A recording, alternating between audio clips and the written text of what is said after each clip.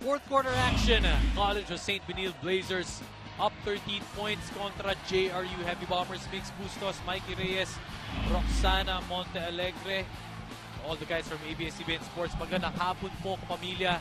As we can see, Mikey, the scoring for this ball game, it was that second quarter blast by CSB that got them this advantage. Oh, yun ang naging malaking bagay.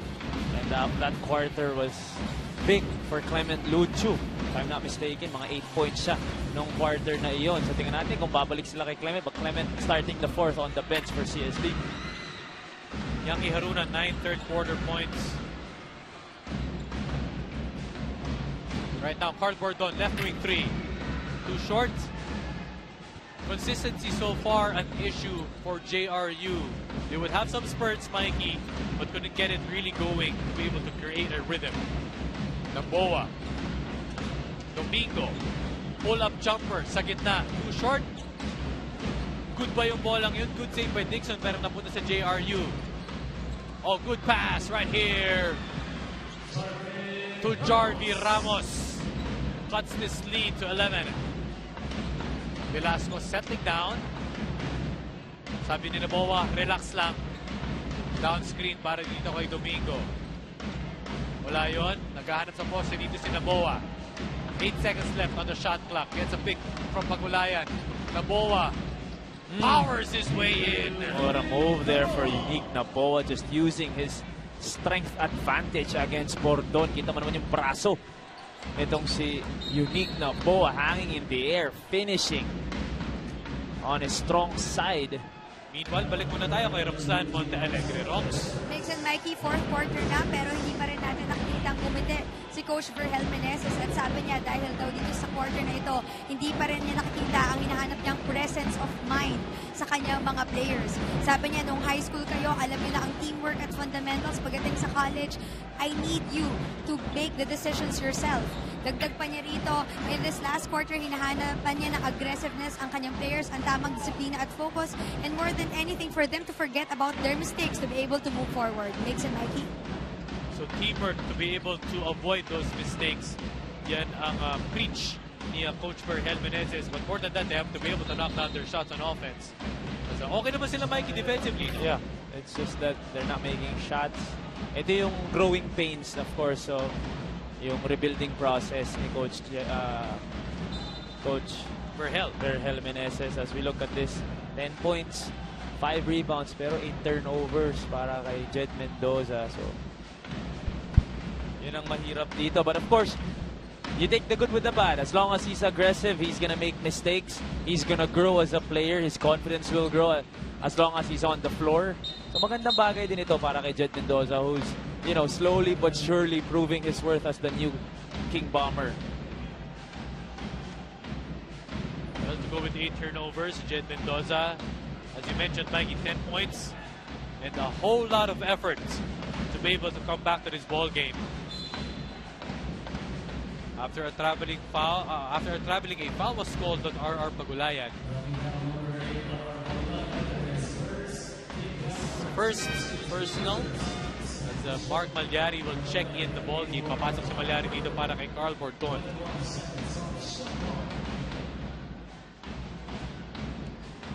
Mendoza to David. Poste dito si Estrella. Oh, give and go play. Beautiful. Estrella to David. Ganda ng cut doon ni David.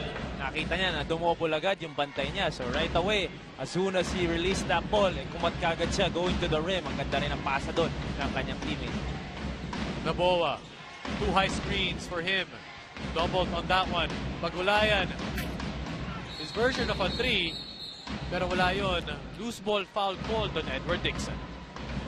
Over the back foul there for Edward Dixon. Good shot sana yun for St. Benilde. They will need to hit that top of the key jumper. Talking about the 4 guys of St. Benilde para ma-open yung big man sa ilalim. Pero kita mo, as soon as pinakawalan ni David yung ball, cut agad siya. So yung off the ball movement nakita ng JRU doon. Malyari. Hinahanap muli si Estrella. Wants to go for that same play. Straight post dito. Estrella. Pushing foul. Natawagan dito. Kaya JJ Domingo. Not happy with that call. JJ.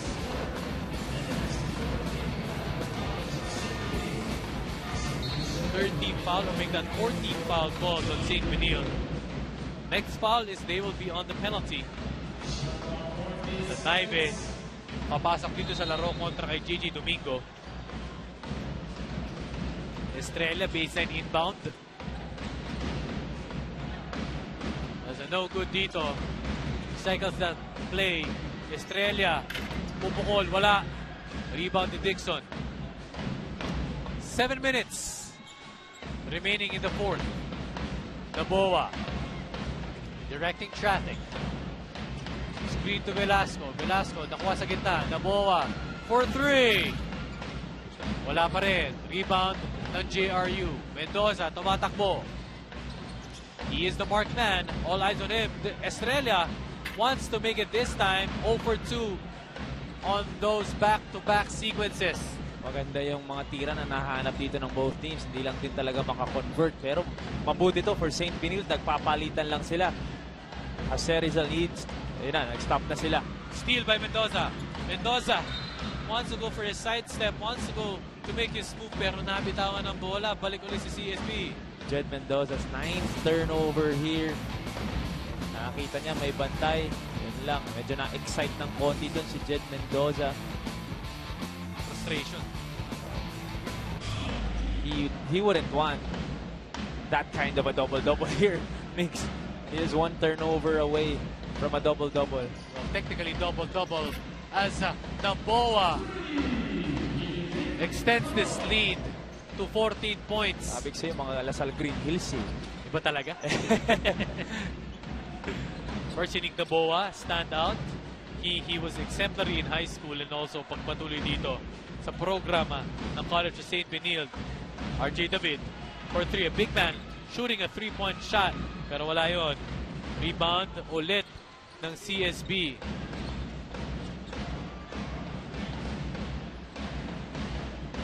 Naboa wants a screen. Double high screen from the big man. Naboa. A pick and roll play for his big man. Recovers that basketball. Muntik na nawala yun, pero Edward Dixon converts. 16-point lead. Magbabalik po kami dito. CSB up 65 to 49. Dito lang po sa SNA.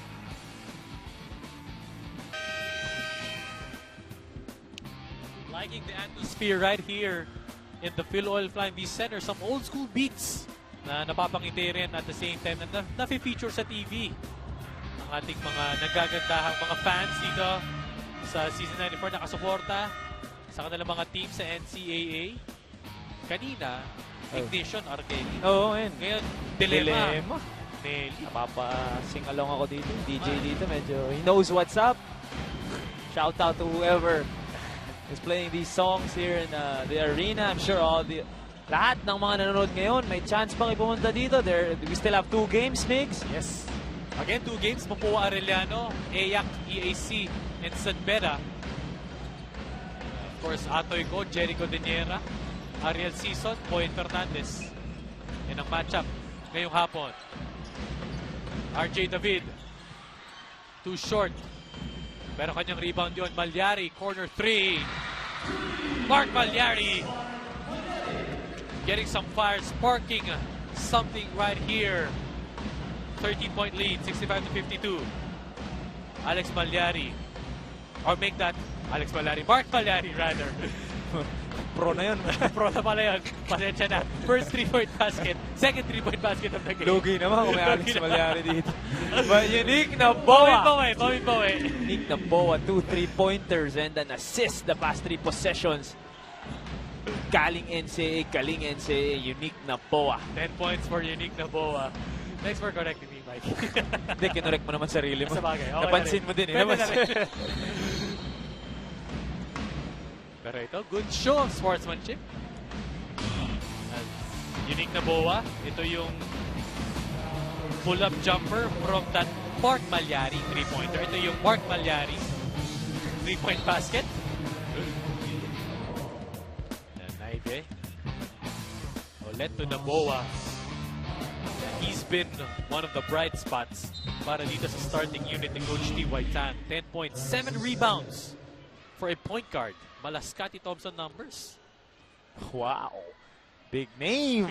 Galing NCAA. Of course, ang teammate ng ating bagong kasamahan dito sa SNA, si LA Tenorio.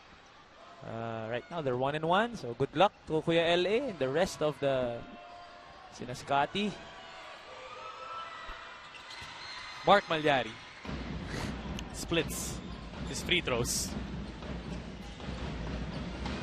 Carlos to Naive at the middle from the press break. Luigi Velasco adjusts right to left. His shot mid-air. Back to 17. Mendoza. Dito kay Malyari.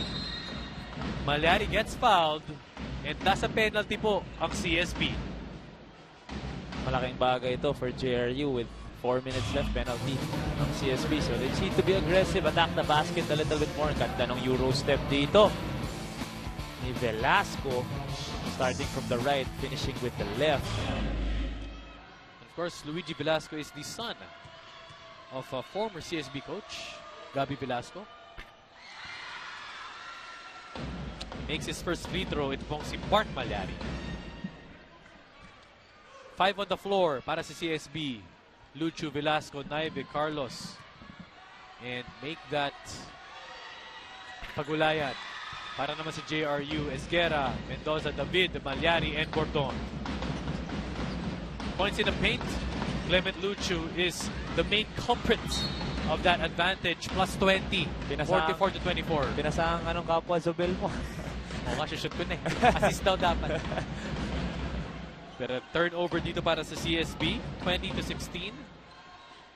In terms of sharing the basketball dito, ang CSB. Ganda ng taas ng field goal percentage dito ng CSB this whole game. Ang first half pa lang, 43%. Umakyat pa dito sa ating second half. 46% from the field itong St. Benilde Blazers. Thanks a lot to their off-the-ball movement, their ball movement. And of course, yung mga assists nila giving up easy baskets for easier baskets itong St. Benilde. Well, quick recap to those just tuning in. It was a tight ball game earlier in the first half until that disqualifying called on Justin Padua against Unique Naboa. And then, doon nagkaroon na ng separation eh. Doon na nakakuha ng momentum yung CSB. Tsaka maganda rin yung nilalaro ni Padua kanina before he was thrown out of the ball game. So, diba, they lost an agile big man who could, bang bodies with the bigs of St. Benilde. So, malaking bagay. Yun yung sinasabi natin, Mix, na hopefully the viewers, sa mga younger players will learn from that na sometimes you focus on the game because that's what, yun yung pinunta mo dito and yun din ang kailangan mong laruin para makuha yung panalo. Plus 13 in terms of bench points. Yaki Haruna Curti has 15 points off the bench para sa CSB. Still no lead is safe. 15 points ang abante dito para sa CSB. JRU wanting to get a run. Mendoza to Malyari. Medyo pinilit on his way in. Gets fouled or make that. Yes, gets fouled by Prince Carlos. Earlier, or make that later, it will be the Mapua Cardinals. I stand corrected again. It is a traveling violation called. Turnover called on JRU. So no foul called on Prince Carlos. Alright, Carlos, speaking of Carlos, entry pass to RR Pagulayan. 17 points, 17 ang abante ng CSB. And CSB still continuing to pressure the basketball here. Fresh legs pa to, Carlos and Naive. Siyempre, pamilyar yan with the defense ng CSB from Coach T.Y. Coach T.Y., Coach Franz Pumaren. Pero ito, naka 3-pointer. Assistant coach nga namin ngayon, Mixia, Adonis Santa Maria. Yun. Napapadepensa talaga kami. So alam mo, yung mga old school Lasal players na hinawakan ni Coach Francis, talagang magkapatayan na, pressure tayo. Kasi napadepensa ako kay Adonis. Hindi lang in play, no, Mikey. Kumbaga, philosophy yun eh. Oh, it's a kumbaga second nature to them to pressure the basketball, especially off of makes. Usually kasi, di ba, when you make a basket, bababa ka on defense. Sila, when you make a basket, you stay aggressive, especially on the defensive end. So, yan yung ini-impart ni Coach T.Y. Tang dito sa St. Benilde Blazers. And so far, talagang gumagana. Kita mo yung progression ng program ng CSB. Just a few years ago, they were in last place. They almost went winless one season. Yes. Then they got that win dun sa last game nila. Pero you see the difference between the St. Benilde now and the St. Benilde a few years ago. Na talagang the confidence that they have, the belief of actually getting wins here in the NCAA. And pinapakita din nila yung off-season nila was not a fluke. Totoo The yun. way they entered the Phil Oil semifinals. Talo lang sila sa Ateneo if I'm not mistaken. So, maraming bagay.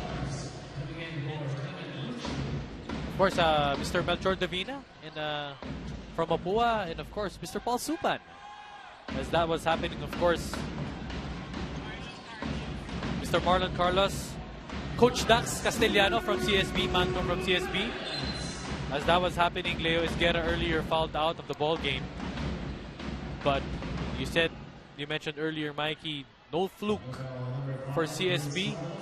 They're going to go for it looks like they're going to go for their second win of the season if they hang on under 2 minutes left in this ball game. 76-61. But looking forward, next game ng CSB will be this Thursday. On tour yan.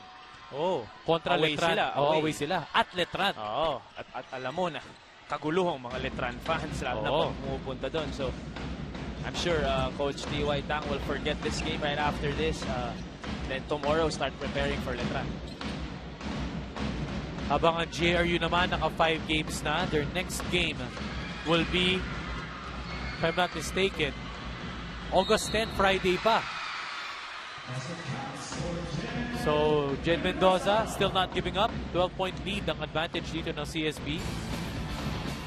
As we can take a look at the second eye on that replay. Jed Mendoza natamaan sa ulo. Sabi ni Coach Verhel, sige lang, go lang. Keep on playing. JRU, because of the suspensions, it will be, medyo na-delay yung kanilang games. Kanilang next game will be on Friday, August 10 against Arellano. Always a classic if it's a JRU and Arellano. Proven since season 91, overtime games for them. Pero ngayon, 12-point lead para sa CSB. Barnes wants to pass it up to Naive, pero natapik ang bola. Bola ay i-review nila kung kanino mapupunta ang bola with our instant replay rule under 2 minutes left in the game. Officials can always check the monitor to be able to review plays. But ito, I'm sure a lot of lessons learned again for JRU. Falling to 0-5 after this game. But syempre, maraming matututunan. Mga players, the exposure, the experience that they're getting playing under the bright lights of the arena, of course, in front of a lot of people, especially ngayon, parang ang daming tao. So, yung matututunan, growing pains nga yan. They're rebuilding, they're in a stage and they're just trying to improve, trying to be competitive against teams that are vying for Final Four spots. So, malaking bagay yan. Speaking of teams na vying for Final Four spots, itong Chiefs, who just came off a big win via buzzer-beating three-pointer from Levi de la Cruz ang Arellano. Will go up against Mapua later on. Overtime win yun. Oo, laki nun. I think it was me and Martin handling that game, and they were down the whole game too. Yes. Talking about Arellano against San Sebastian, but that big triple. Kumbaga breaks of the game din yun eh. No? Oo, tsaka yung 3 points talaga na yun, nagulat ako kasi it came from someone who was more of a slasher din naman talaga than a 3-point shooter. So, yun ang mga nagpapakilala dahil may mga gumraduate sila. For Arellano, it was Salado and Halalo. Now it's pumasok si De La Cruz Alban. And dito rin naman sa José Rizal, yun yung hinahanap nila, someone to take over the spot left by Tate Chodoro, Paulo Pontejos, and those other guys. So yun ang hinahanap pa continuously ni Coach Verel Meneses. Still a long way to go. 13 games remaining. Prince Carlos pulls it up for 3. And Prince Carlos. Sakto! Nanonood pala si bus driver Giovanni Halalon. Si Idol. So, Giovanni Halalon, like we said, a legend in Arellano. And that might be the nail in the coffin for the CSB Blazers. Up by 15, 79-64. We will be back right here on SNA.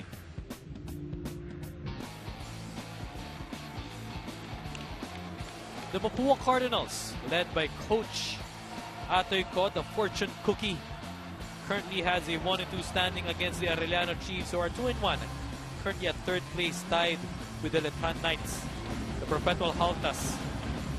Of course, Levi de la Cruz, Ian Alban, Coach Jericho Daniera against Lawrence Victoria, Coach Atoy Ko, in what is also a classic between these teams previously, in previous seasons. Always a good game between those two teams. Under a minute left to go, pero patuloy na pumupukpok dito ang CSB. Kahit up sila o down sila, patuloy pa rin doon na dumidepensa. Whether you're up by 20, you're down by 20, doesn't matter for Coach T.Y. Tang and Coach Charles too. Coach Ali Pic lang ang hindi tumatayo eh. Eh syempre, yan yung mga dynamics ng coaching staff. Okay lang. Coach T.Y. Tang with a familiar. Dito unang lumitaw sa NCAA, unang lumitaw yung glasses ha. Of course, by former Letran coach, Coach Aldinayo. Galing NCAA din yan. Unforced turnover right there by CSB. Well, we're just settling this formally on the final score, but you know, 99% or 100% maybe that CSB will get this or will get their second win dito po sa ating season 94. Habang inintay natin yung final score mix, pinag-uusapan natin kanina yung adjustment between yung going from a big man to a point guard to a big man. Kumusta naman yung adjustment mo? Going from the analyst chair to the anchor chair. Masarap yung feeling. It's always good to learn. Blessed po na nabigyan ng ganitong opportunity. And you rookie ulit. And you worked with great anchors. Yes. Andre Felix, Anton Rojas, Martin Avier, TJ Manoto. As RR Pagulayan might put in the finishing touches. Jed Mendoza patuloy na pinupush. Still pedal to the metal. Di pa rin tapos. Of course, maraming salamat, Mikey Reyes. Always a pleasure working with you. We worked together in the ABS also before. Pero ngayon, medyo nagugulat pa ako na magkasama tayo eh. Medyo masasanay pa ako nandito ka sa tabi ko. Pero yeah, it was exciting to work with you, Mix. Ang ganda ng game natin. Although, ganda rin talaga ng pinakita ng St. Benilde.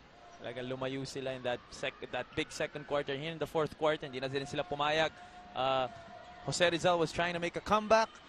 But St. Benilde stood its ground, showing us that they are really vying for a Final Four spot here in the NCAA.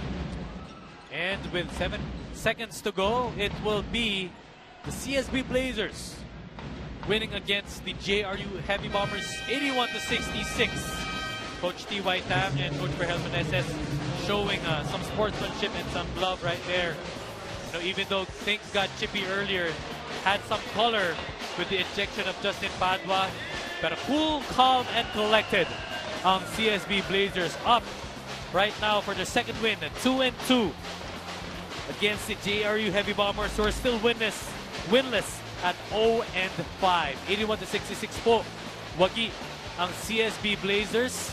Big win, big bounce back win here for St. Benilde after a sorry loss. They were actually leading that game, but after losing to the defending champions San Beda University Red Lions, ngayon bumalik sila, get this convincing win against the JRU Heavy Bombers, and after this they will get ready for Letran on Thursday. As for JRU naman, back to the drawing board, still looking for their first win.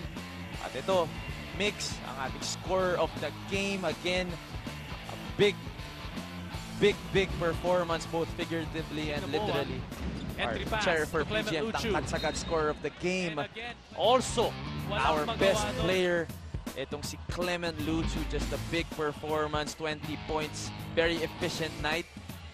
20 points in only 9 shots, 14 rebounds. Ito sinusubukan siya takpan, pero sa laki niya, hindi pa rin siya matakpan ang kanyang mga teammates, Mix. 20 points, 14 rebounds, big numbers from a big guy. Very efficient, 78%. Our Jennifer PGM Tangkat-Sagad player of the game, scorer of the game, and the player of the game, none other than Clement Luchu. Again, up next, ang iniintay po ng Mapua fans and Arellano faithful, the Chiefs against the Cardinals.